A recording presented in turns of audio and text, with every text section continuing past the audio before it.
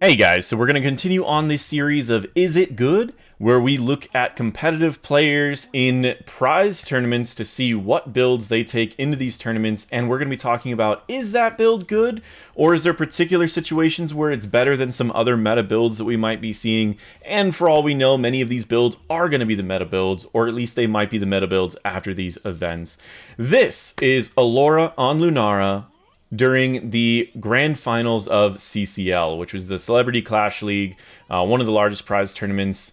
And it is honestly, I mean, these games have been pretty awesome. There's a few things to know. Aullora was vacationing, or she was in Australia or New Zealand during this time, so her ping is a little bit higher.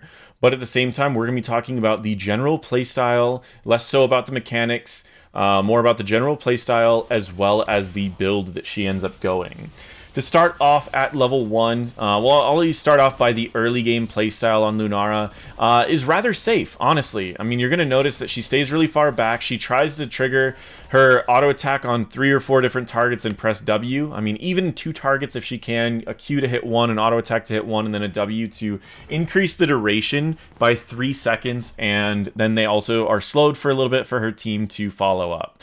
The early game portion, she covers the soak that her team might be missing, and that's really all that she does in the early portions of this game, and a lot of the games that she had the opportunity to play Lunara.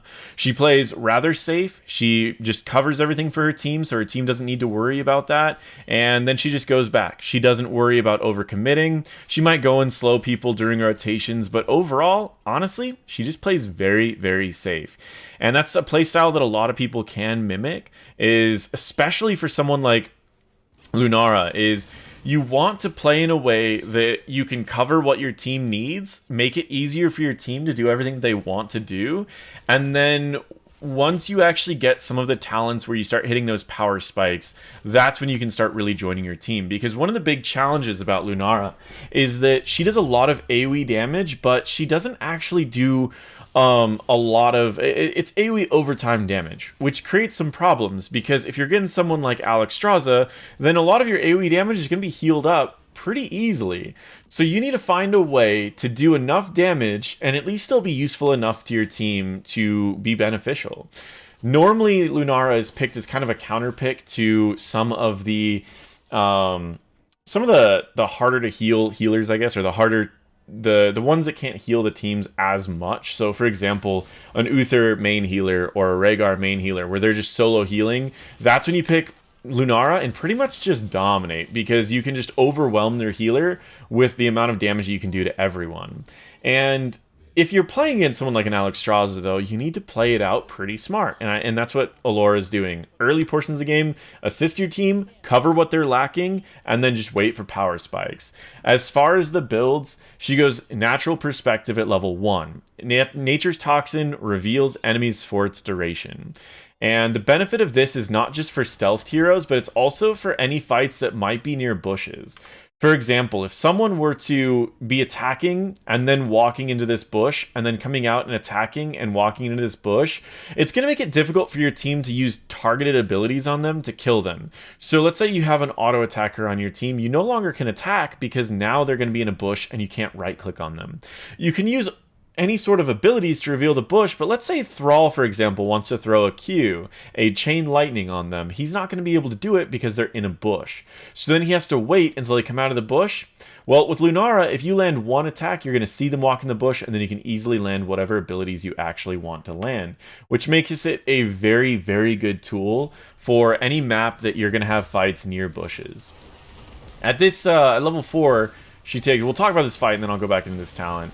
But again, very safe. She attacks, she walks away. She attacks, she walks away. She attacks, she walks away. This is an extremely good example of an in-and-out playstyle. I've talked about the in-and-out playstyle a million times during coaching, and I've talked about it a bunch on videos. It's a playstyle where you go in when you have abilities, you get out when you don't, so you have the least amount of opportunities for the enemies to do damage to you. This is exactly the playstyle that you want on almost every range that has a slower attack, and every single mage in the game. You go in, you get a hit, you walk out. You go in, you get a hit, you walk out. You go in, you get a hit, you walk out. And she does it perfectly, even though she's on 200 ping. We see that this turret is getting melted very quickly, which brings up the example of why she took the Nature's Calling. Nature's Calling is great for wave clear. It's great for dealing with camps, but it's been a talent that a lot of the Lunara 1 tricks have been slowly moving off of and moving into Siphoning Toxin just to help out their healer a little bit. But I like that she's going back to the olds, right? Going to the Nature's Calling, because on this map, it dealt with that turret very quickly.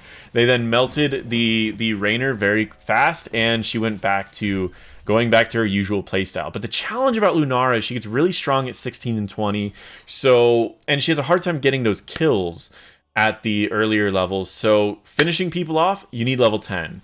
But to really do your major damage, your power spike's at 16. So we'll talk about that when we get there. She did take Splintered Spear.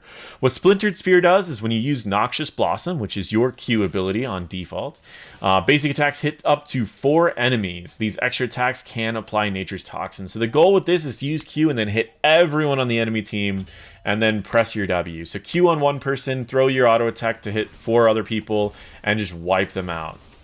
Then you slow their entire team and increase the duration of your damage over time with Crippling Spores. And that's essentially how the primary combo goes for Lunara.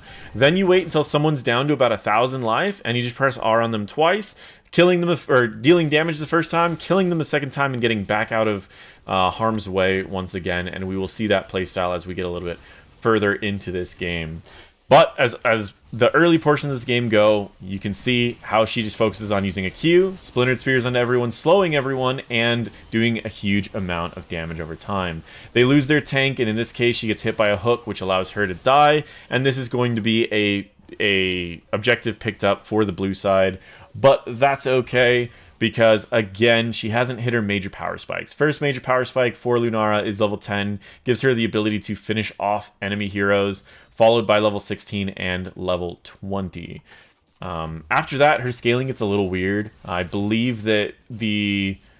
actually, if I remember right, her scaling is pretty high. It didn't used to be that high, but now it's higher. But it's better than it used to be at level 23, and then before that, it's different. But overall, you guys don't need to worry about that. So, Leaping Strike is picked. Leaping Strike does quite a bit. The first thing that Leaping Strike does is you leap over an enemy, repositioning yourself on the other side of them. You also slow them by 80%, for 0.35 seconds, which is pretty much just like they're looking up at you as you're slowing them, going, whoa! And so it's a very short slow, but it's still pretty important. And I believe there's a timeout, then the timeout ends. Then the other thing, so the slow is kind of irrelevant, but it can come in handy at certain points when you just don't want to end up in some place that you don't really want to fly to the other side of them.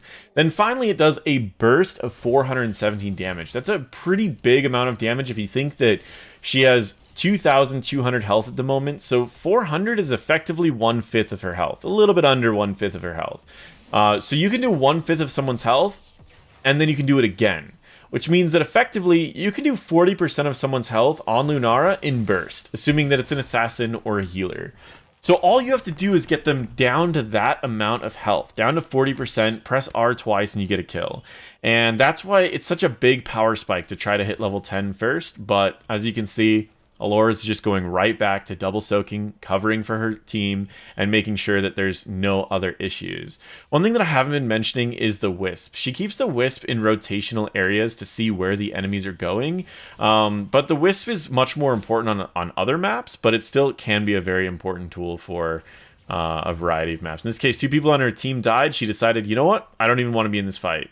So she just kind of goes back and forth for a little bit because she couldn't see where the enemies were, and then she repositions. She gets a Splintered Spear, a W, and 1 auto attack onto the turret, doing enough damage to finish off the turret, and at the same time, she's going to be applying some damage over time, taking out possibly Lake Fu before the ultimate goes off, and then she's also going to be doing a good amount of damage and slowing the enemies, dropping down Leon Black. So we've seen her take that opportunity to take someone out with Leaping Strike. Again, they only need to hit about 40% health, you drop them.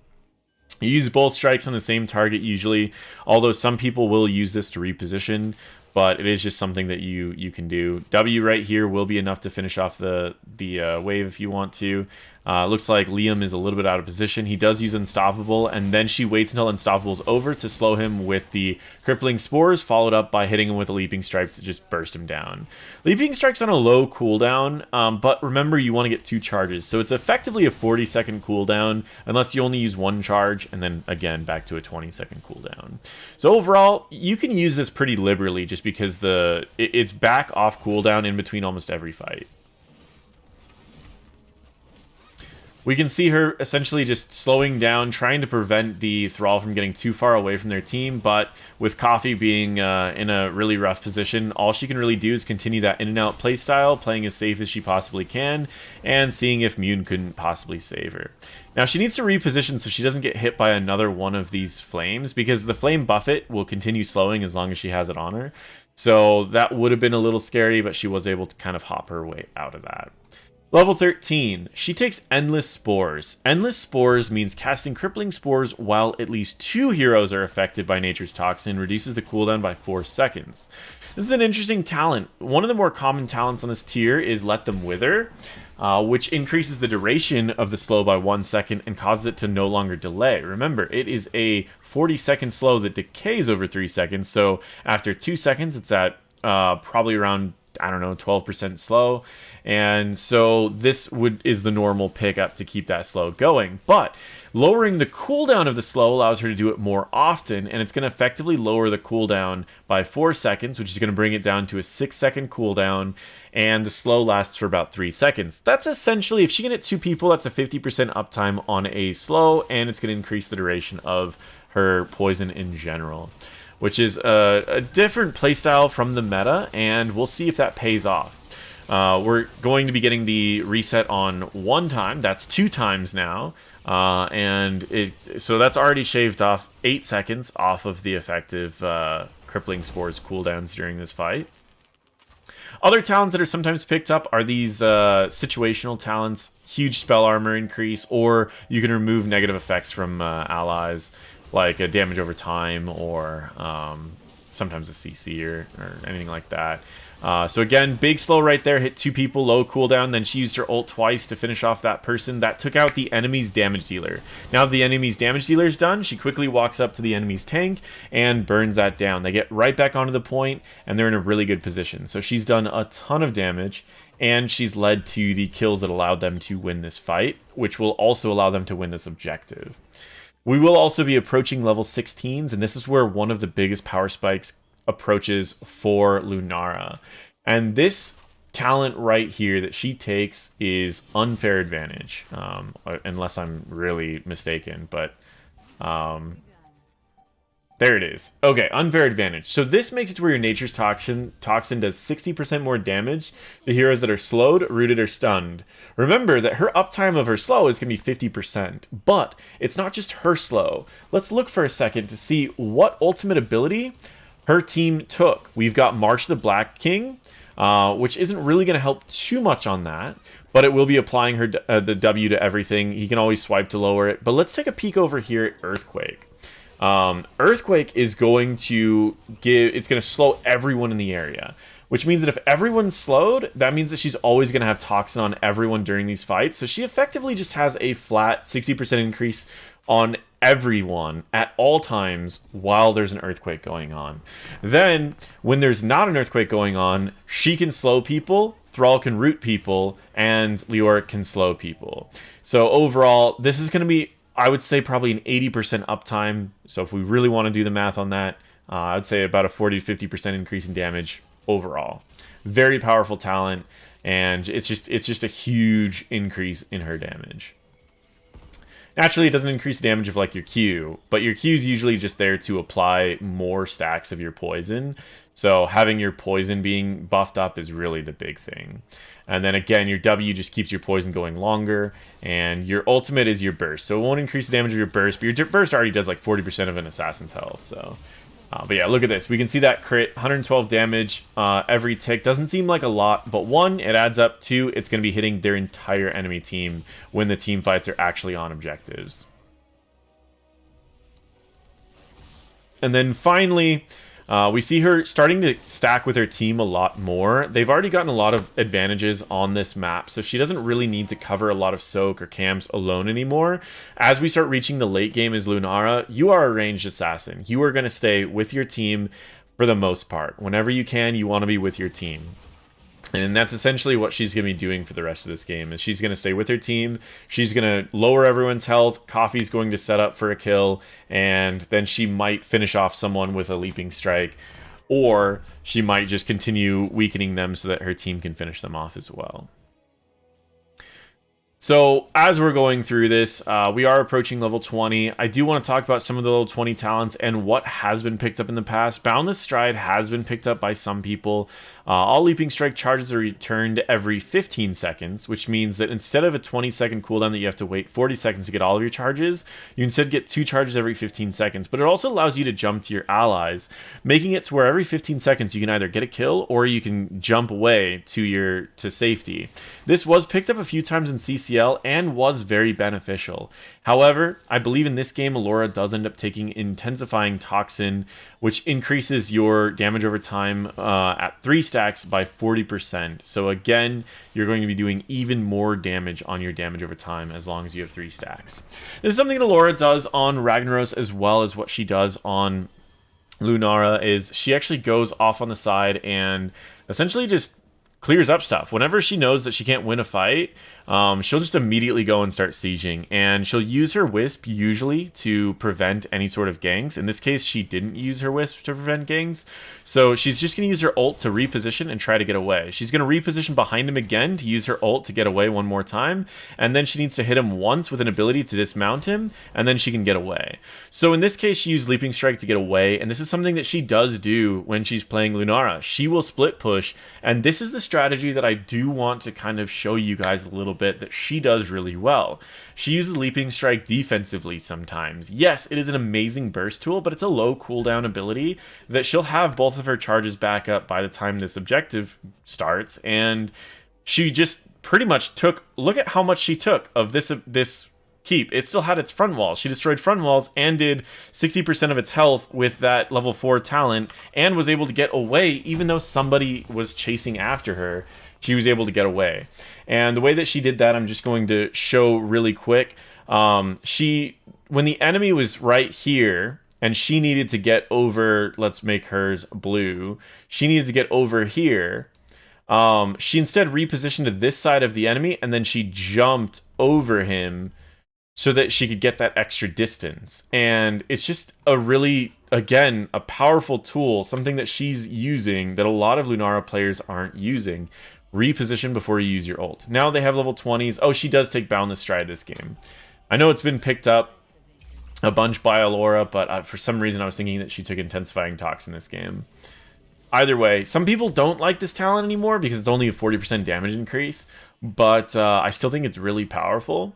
Boundless Strikes is what I've been seeing a little bit more recently of, and again, with the way that Aullora uses her ultimate ability, this is actually probably the better pick because it's secured several kills for her, and at the same time, it's also been her escape tool once. So now it's a better escape tool, and it's a better tool to secure kills as well. So it's probably going to end up working out better for her. I would imagine that she would probably take the other talent at level 20, Intensifying Toxin, if the enemy healer did not have as much healing as she does. In this case, she's going to use her ult to get away. She won't die to this ult, but she will be rather low. She's going to stay just at the edge of the range of Lucio to get healed, and then she's going to walk back in and start doing some extra damage. Now, Lakefu's getting a bunch of healing off of that level 20 upgrade of that ult. She's going to use the level 4 talent to take out the enemy turret, and she's going to safely stay on this, so she doesn't really need to worry, but she will need to move out of the position of that Hyperion. With this objective, it looks like they're going to take this objective. Now, she gets in the objective this time. The reason she gets in the objective is because she's low health. You usually want to get in the objective if you're low health because you're not going to be much use outside of the objective, and you do passively regen health while you are in the objective. No more so than you would outside the objective, but because you're not losing health in the objective, it just makes it a little bit easier. In this case, they're just going to walk straight in, do some damage, but they are getting melted in this objective purely because of that. I mean, honestly, all three, the are doing quite a bit there. And that was a great dodge by Coffee to get away from that hook. And now we are getting into the late game portions of this. She continues on that in and out playstyle during all of the fights in the late game portion, but it really just depends on how it plays out. And so at this point, they take the rest of this, they go up to what she set up here. Remember, this is all open because of what she did, and now they're heading right in. They turn off the structure, they go in, they can quickly take it out because they only need to turn off one structure because not all of the turrets are there. They get out of this objective. She uses her ult to get away from the enemy team, and with this, it looks like Leon's going to be going in for a possible Gorge or Hook. And this game essentially should end in the next minute. So it's all going to come down to this next fight. That's a hook and a Gorge onto the Lucio. An amazing sleep goes off. She repositions so that she can hit a couple people. They get huge temporary health from all of the different shields that are given from the Thrall's ult as well as the Lucio's ult. She quickly takes out the Malthael and quickly uses Leaping Strike to take out the Alexstrasza. She only needed one there, but she had the ability to take both just because when she uses one, or when she gets back one, she will be getting back both of these. So right in 2 seconds, she will be getting back the second Leaping Strike, and she will be able to use both of those onto Raynor if she wants. But most likely, she's going to use it onto the core to speed this game up a little bit because she will be able to get both of these off at the same time. She throws a little bit of damage onto there, but honestly, all she's trying to do is clear this up and try not to take too many shots for her team. And it looks like she's going to be taken out there, but she led to the victory by setting up a win condition for her team. Let's take a peek at her build. If you guys would like to emulate it, Nature's Perspective into Nature's Culling, Splintered Spears into Leaping Strike, Endless Spores into Unfair Advantage, and Boundless Stride. This build is a little different from the meta build that we are familiar with. Is it good? I honestly think that it is. The way that she plays it allows her to cover everything that her team is missing, also allows her to split push and set up win conditions for her team, and at the same time it still does a really good amount of damage and a solid amount of burst damage, which is something that Lunara is oftentimes lacking. I do think that this is a good build. Thank you guys so much for watching. Feel free to check out all of my other videos, and this series will be continuing on. I'm going to be trying to hit the majority of the heroes played in all of these games so that you can see how the competitive players are using these builds to win prized tournaments. Thank you guys so much, and once again, feel free to check out any of my other videos.